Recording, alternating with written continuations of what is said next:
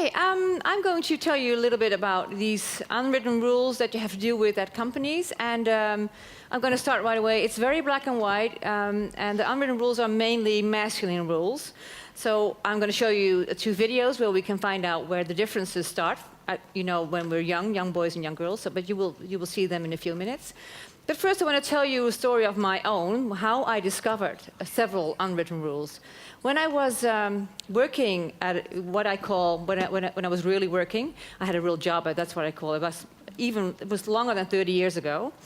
I was working at an electric supply company, and I was very ambitious. And I was working there for 3 years, and I wanted to get to the next position. I wanted a promotion. But they didn't have any jobs available. So I went to HR and I said, well, I'm ambitious. I would like to have a new position. I want to grow. And then he said, well, we don't have any positions available now. But what you can do is you can apply for another job outside the company. As soon as you have a job offer, come back. And I thought, well, that's weird. He told me to do that. And so I did. I applied for a new job outside the company, and I had a job offer. So with that job offer in my pocket, I went back to HR, and I said, well, I have a new job offer now. Then he said, well, give me a few days. And what he did in those few days, he talked to several managers, and he said, Monique is going to leave the company. And then suddenly things happened which were kind of strange. Managers came up to me and said, well, it's going to be a waste if you leave the company, so we will create a new job for you. I thought, whoa, okay. And then I was also very flattered because, you're asked to stay, and they were creating a new job, and I can fill it in on my own way. So they asked me if I wanted to do this, and I said, yes, of course I want to do that, which is kind of stupid. The moment that I should say yes right away, there's no place to negotiate anymore. But anyway, I told my husband that they offered me this new job, and then he said, well, there's one thing very important now. Even though that you said that you're very interested, they will ask you what the salary offer will be. And at that time, I had a salary of, I think, about $3,000 a month. And then the new offer was $3,200. So he told me, the moment they ask you what the salary offer is, you will tell them that the offer is $3,600, which would mean that I would have to lie. So I got very upset with my husband. I remember that we were driving a car, and I even said to him, stop the car, I'm going to walk home, because I was so upset. And he said, no, just say that, blah, blah, blah. So anyway, I got home walking, and I had this conversation with this manager, which I liked very much because he offered me this job. So he asked me, so what's the salary offer in the new job? And then I know my face was turning red. I could feel that right away. And I said, well, $3,600. And I felt awful. And then he started laughing, and he said, well, we'll offer you $4,000. And I was like, what? And then I said, oh, okay. But I felt really, really bad. But he was just laughing because he knew that I was lying. Now, these unwritten rules underneath this for this specific company, was that you had to have a job offer outside before they would, give you a promotion. That was probably one of the unwritten rules specifically for this company. But the other one is that you have to brag. Bragging, lying, that's probably one of the unwritten rules. About bragging, I will get back to that in a few minutes. But, just bragging, it did give me a lot of money extra, didn't it? So it works. But before that, I'll go further. I want to show you. Yes, I want to show. Oops, it's already there. Oops. I need some help. And it's talking that makes them best friends. A lot of what they do is telling each other secrets. Boys play in larger groups. It's the activity that's central. Their best friends are the ones they do everything with, not necessarily the one they tell everything to. I wanted to say something before the video was shown, but what you see here is the different ways that boys and girls bond to each other, which is kind of the basic of these unwritten rules. In this very short video, and I hope you saw it, we saw 3 differences in the way boys and girls bond. The first one is that boys tend to play in groups. I know this is very black and white, but they tend to play in groups of more boys. And actually, that's the start of networking. Networking is a very important unwritten rule. In these groups, the boys know exactly the informal hierarchy. They know exactly who's the fastest, who's the smartest. They know whose mother has the best cookies they can eat. So they have this informal hierarchy. While girls tend to play in pairs, they have a best friend. Now, in these groups and in that informal hierarchy, they have respect for the hierarchy. Now, this is what happens. When I was a young kid in school, and you might have had the same example, when you were allowed in sports, you were allowed sometimes to choose your team. Have you ever had that? You could choose your team? Okay, well, the boys, as they were playing in groups, they know, or they knew, or they know, who were the best players. So if a boy was allowed to choose the team, they would choose the best players. Now, if his best friend was not a good player, he wouldn't be chosen. Is that right? Now, we have these girls. You're a girl. You were allowed to choose your team. You only have one best friend because you're only working in pairs, which is very black and white. And you choose, and your best friend, girl best friend, is not a good player. And you don't choose her. What happens? You don't have any best friend anymore, do you? So what the boys do is that they respect the best players, and for girls it's important to have a best friend. And in this, and that's when it happens, why it's so important that for boys, gaining respect is much more important than being nice to each other. So that's also a big difference. So gaining respect is also an unwritten rule. And for a female environment, it's much more important to be nice to each other. So that's a big difference. The second difference, what we saw in this very short video, is that boys tend to do things together instead of talking to each other. And in that doing, and this is the most important part of the unwritten rules, there's competition. And competition is a very important unwritten rule. It's all about winning and losing. Now, let's say that there are two boys, and they are playing soldier. Now, they're sitting on their horse, and let's call them John and Peter. And they're sitting on their horse, and they're having a sword. What happens is that John and Peter, they play with a sword, and John kicks Peter from his horse with the sword. What does Peter do? He gets back on his horse. He starts laughing, because that was round number one. So they're playing on the horse again with the swords, and John kicks Peter from his horse again.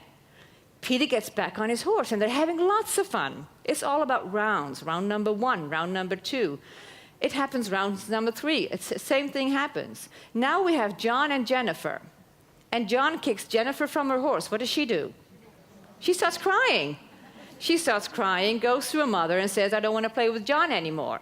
And John is still sitting on his horse, waiting for Jennifer to come back, because the game started the moment that he kicked her from the horse. But for Jennifer, the game is over. And this is a very important unwritten rule, is that you always have to get back on your horse. Whether you're a man or a woman, you always have to get back on your horse. Now, let's say that you're negotiating. You're very well prepared, and the first thing that you have to be prepared of is the first no. Now, many people prepare the negotiation on the content. They will prepare about what they want, they will prepare about kind of arguments, but they're not always prepared on the first no. And the first no is like this. Let's say you want a salary increase. Now, few of you might want to have that. This is what happens. You may ask for, let's say, a 500 euro raise. And then if it's a male manager, there's a difference between male managers and female managers. If it's a male manager, he will probably say, no, that's not going to happen because we don't have any budget. That's the first no.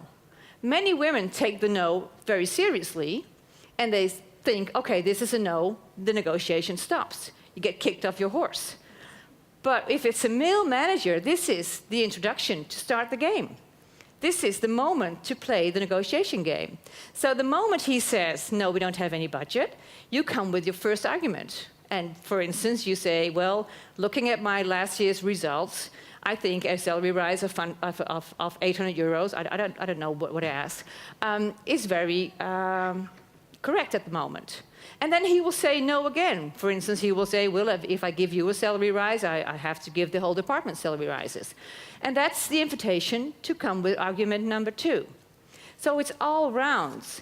If you have a female manager, then it's differently. Because if she says no, it's a no.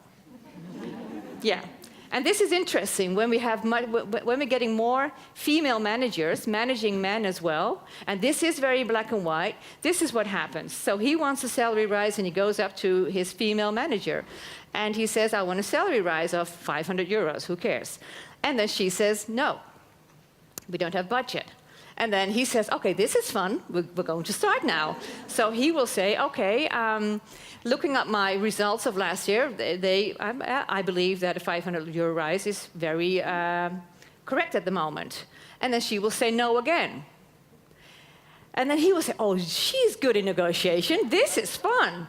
So he comes back with his third argument, and then she says, what part of no don't you understand? So this is very interesting that the female unwritten rule, there's no is no.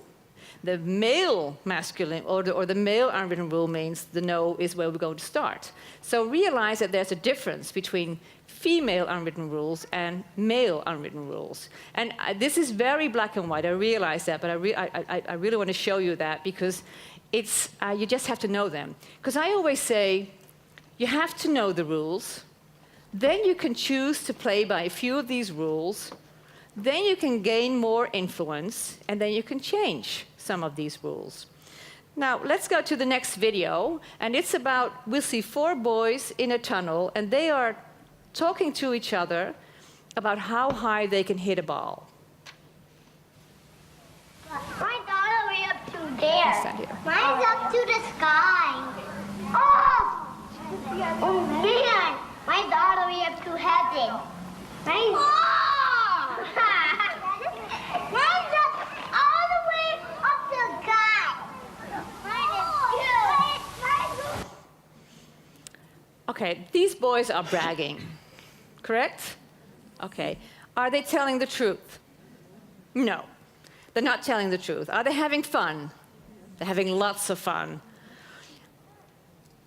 And they know it's not true, so they know that they're lying, but they're having lots of fun. And this is the way little boys connect to each other. This is the way how they bond. Now let's get one boy out of the tunnel, and we put a young girl in it. What would she probably say? I hear somebody laughing here. What would she probably say? You're lying, or that's not possible because you don't know where God lives, or show me. You know, we have these women who say, show me.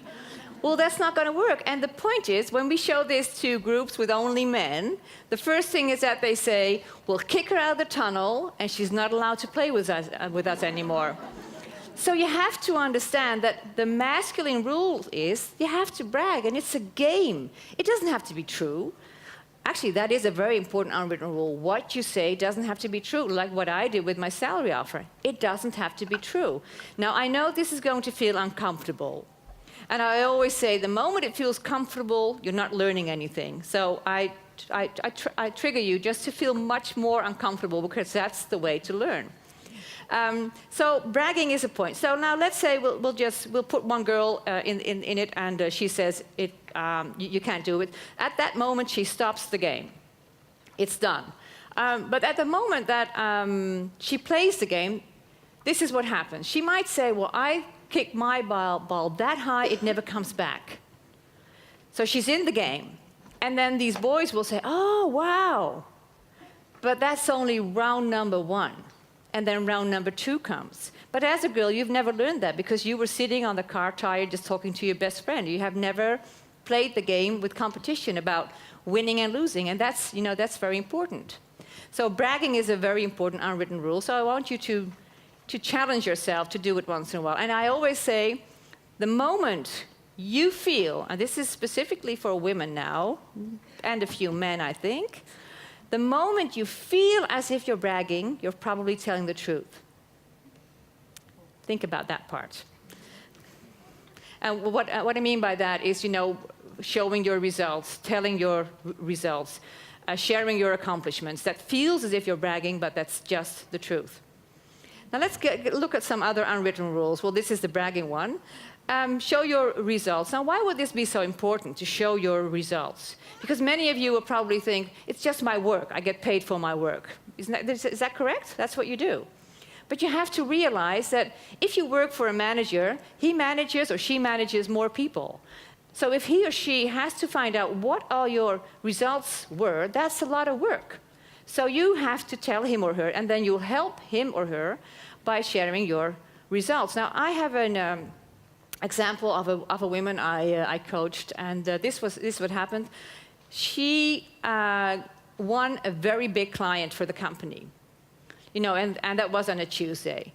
And somebody told her, you should tell your director about this, that you got this client into the company. And she said, well, this is just my work, and I will tell him Friday when I see him. This was on a Tuesday.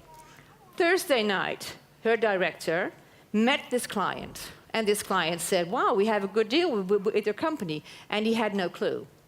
So that's also why it's so important to show and tell your results, and make it bigger. I mean, you can always brag a little bit on showing your results. It's a very important unwritten rule. Instead of thinking, it's just my work. Of course it's your work, but you also have to tell your results. Not only telling, but also put it on your CV, put it on LinkedIn. We see a lot of CVs where people write down what they've been doing, but they don't write down their results. Now, if you write down what you're doing, I always say, that's a nicely busy working CV. But it's not a result-driven CV. So you have to put that on as well. Now let's take a look at some other unwritten rules. Status.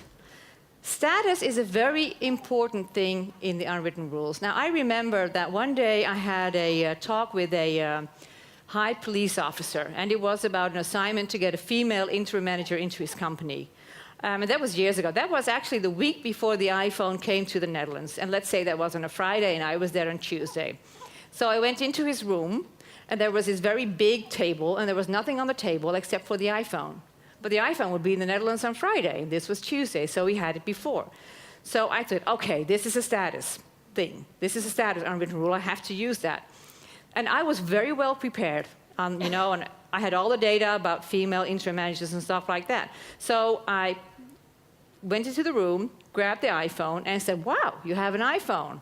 And he said, yes, because I was in the United States. Oh, and what did you do there? And he went to this Congress, and he met all these important people from the FBI. And then I said, well, what can you do with an iPhone? I mean, at that time, you could still ask that. And then he would sit next to me, and he would show me everything about his iPhone. And we spoke, and I'm not lying, we spoke 45 minutes about this iPhone. 45 minutes on this iPhone. And of course I was about the content. I was very well prepared. And then he said in the last minute, you can do the assignment, that's fine. Just talking about status. So if you meet someone and status is important, use it. Even if status is important for your own role. Now, if you have a new position and you have to drive this big car, drive this big car. And not this very tiny shopping car. Because the big car is for your position. People look at you. And if you're driving this bigger car because it's for your role, they will see that that you're a manager or that you're a sales representative. It estimates your role. So you have to use status. That's also a very important unwritten rule. Now let's see what there's next. Okay, putting out the fire. Putting out the fire. There's been some research by Joyce Fletcher, and she did a book on it. It's called Disappearing Acts. Many people, women more than men, do a lot of work to prevent fires from happening. And that means making a phone call, typing a letter, doing things so things will de-escalate. It doesn't escalate. But nobody sees what you've been doing. I have a very simple example from my husband. And you'll probably recognize that. When he empties the dishwasher, okay, you know where I'm going, he will tell me. He will say, I empty the dishwasher. And I just do it. And just doing it is called a disappearing act. And that's why we all sometimes say, make sure it escalates, and then you can resolve the escalation. When at the same police force where we worked for, we did some research. And because they were curious, is our company ready to get more women on board? So we did some research, and we asked the male police officers, we asked, why would you want to have women in your company? And one of the reasons was, well, because they de-escalate. You know, when there's a fight, they de-escalate. And so we gave these answers to these female police officers who were already working there. And we said, well, they want to have you here because you de-escalate. And then they all said, well, that's great. Because we get points at the moment we put people behind bars. So it has to escalate before we can arrest people to put them behind bars. So if we de-escalate, we don't get points.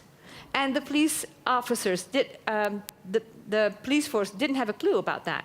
So it's important that sometimes you have to put out the fire because that's more visible.